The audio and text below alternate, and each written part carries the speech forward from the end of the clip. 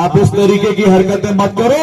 अगर ऐसी हरकतें करोगे तो ईंट का जवाब पत्थर से मिलेगा और समय आएगा तो हम इन कब्रों को भी उखड़वाना हमारी मजबूरी होगी। जय आहूजा बेचारा नहीं है, जय आहूजा दुश्मनों की छाती पे भाले की तरह, महाराणा प्रताप की तरह भाला गाड़ के बात करेगा, दोनों हाथ में तलवार लेके बात करेगा और मां भवानी का छेकावा लगा के बात करेगा। इन लोगों को सबक सिखा करके इनको इनकी जगह दिखा करके मानेंगे। जय आहूजा बेचारा नहीं है, जय आहूजा दुश्मनों की छाती पे भाले की तरह, महाराणा प्रताप की तरह भाला गाड़ के बात करेगा, दोनों हाथ में तलवार लेके बात करेगा और मां भवानी का छेकावा लगा के बात करेगा। इन लोगों को सबक सिखा करके इनको इनकी जगह दिखा करके मानेंगे। मैं इतना ही कहूंगा कि अगर मेरी आंख में आंसू आएंगे तो भावनाओं के आएंगे, मेरी आंख में आंसू बेचारगी के नहीं आएंगे। ये मेरे कुलदीप जैसे शेर भाई मेरे साथ खड़े हैं। मैं सबको इतना ही कहूंगा कि आप सब लोग जय आहूजा हो आज के बाद में। मैं सबको इतना ही कहूंगा कि 1 लाख से ज्यादा वोट कैसे आएंगे, इसकी तैयारी करने के लिए मैं आपको परसों तक का समय दे रहा हूं। भाई घर की मुसीबत में करके भाई को भाई संभालता है कुलदीप जी, ये समय है जब आप खड़े हो गए साथ, है ना। तो मैं इतना ही कहूंगा कि मैं भाई साहब ने खुद कसम खाई और सबको आगे बढ़ा के कहा कि मैं माता जी की कसम खा रहा हूं, तुम भी माता जी की कसम खा लो, जिसको टिकट मिलेगी उसके साथ रहेंगे। मेरा प्रश्न ये है कि वचन भंग करने वाले, मंदिर और गुरुद्वारों में झूठी कसम खाने वाले, अपनी बात पे नहीं रहने वाले, पार्टी जिसकी कल तक माती आज पार्टी को डाकण बताने वाले लोग अगर सही हैं तो क्या यही तरीका होना चाहिए? आपको ये तय करना है कि आपका नेतृत्व चरित्रवान, सच्चे और अच्छे लोग करेंगे या आपका नेतृत्व झूठे, मटकार, लंपट, कपटी, धोखा देने वाले और पीठ में छुरा मारने वाले करेंगे। अगर आज इन झूठे लोगों का आपने साथ दिया तो कल आपके घर में आपका बच्चा आपसे झूठ बोलेगा, आप उस बच्चे को कैसे रोकोगे ये बता दो।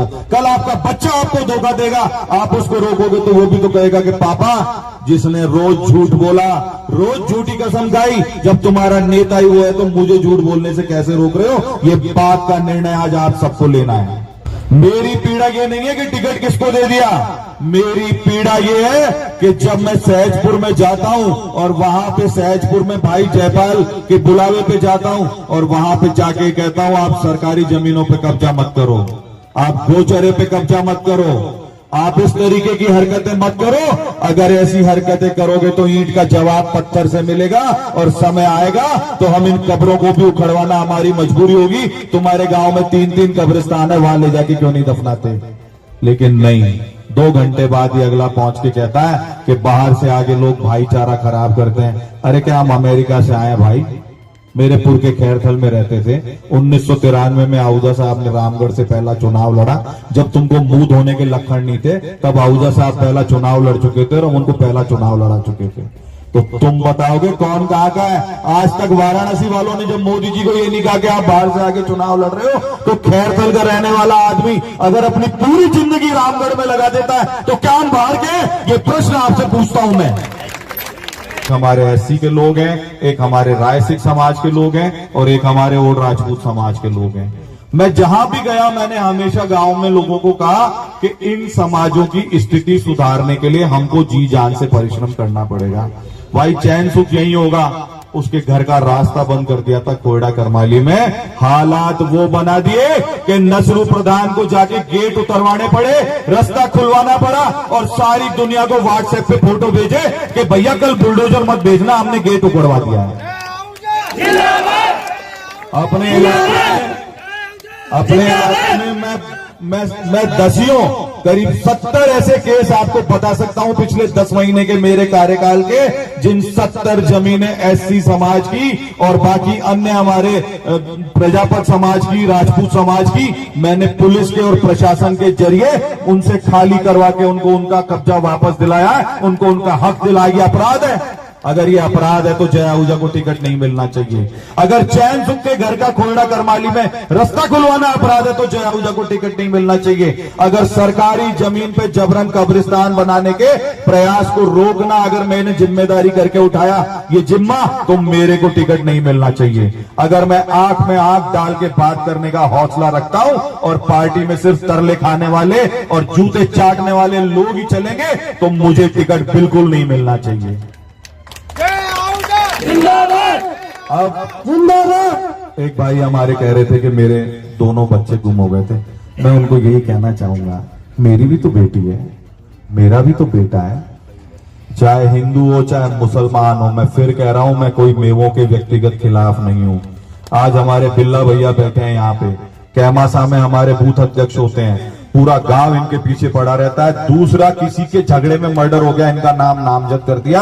जो आदमी भारतीय जनता पार्टी और जय आहूजा और ज्ञानदेव आहूजा का झंडा लेके वहां बैठता था, इस आदमी की भी मैं सिफारिश करूंगा और इस आदमी की भी सुरक्षा करूंगा, क्योंकि निष्ठाओं की परीक्षा रोज नहीं ली जाती है। इनको खूब पता है हम हिंदुत्व के लिए डट के खड़े हैं, लेकिन कोई भी गरीब आदमी मेरे घर आ जाएगा तो वो यहां से खाली हाथ नहीं जाएगा। ये मैं आपको सबके बीच में वचन देता हूं। आप लोगों ने सबने खूब आजमाया, किसी भी गरीब आदमी को मैंने पीठ नहीं दिखाई। किसी भी गरीब के साथ अन्याय हुआ, चाहे उसका कोई भी जाति धर्म हो, उस गरीब की मैंने मदद करने की कोशिश की है। लेकिन मैं मेरे समाज के लोगों को भी खुली खुली बात कह देता हूं, भैया दलितों को मत दबाओ, दबाओगे तो जूत बजेंगे। आप अपने बच्चे पालो, आपके बच्चों की भी नौकरी लगे, इसकी भी हम जिम्मेदारी उठाएंगे। आपके बच्चे भी खेले कूदे आगे बढ़े, इसके लिए भी हम तैयार हैं। लेकिन आप नाजायज अत्याचार में अगर किसी के साथ खड़े हो जाओगे तो बिना आमने सामने हो जाएंगे, लठ बजाने की नौबत आएगी तो लठ 100% बजेंगे। हमारा आपसे कोई विरोध नहीं है, लेकिन आप अपने यहाँ जो भी अल्पसंख्यक समाज रह गए, एससी, प्रजापत, हमारे राय सिख हैं, कहीं पे कहीं हमारे और राजपूत हैं, इनके साथ अगर कोई अत्याचार करेगा गरीब गुरबे के साथ में, तो जय आहूजा के होते हुए वो अत्याचार कभी भी नहीं होने दिया जाएगा।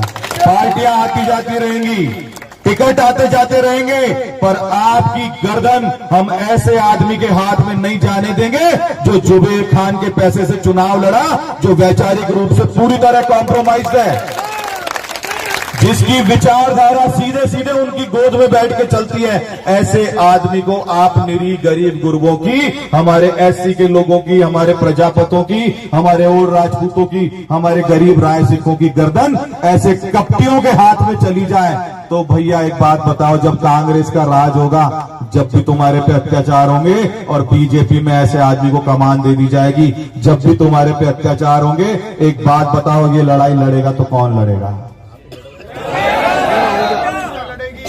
ये सबसे बड़ी ताकत है। कोई मेरे पिछले 7 जन्मों के कर्म होंगे कि मेरे को ऐसी देवी स्वरूपा पत्नी मिली है। अच्छे में बुरे में जीवन के हर मोड़ पर 25 साल हो जाएंगे इस साल हमको 9 दिसंबर को, ये मेरे साथ खड़ी रही है।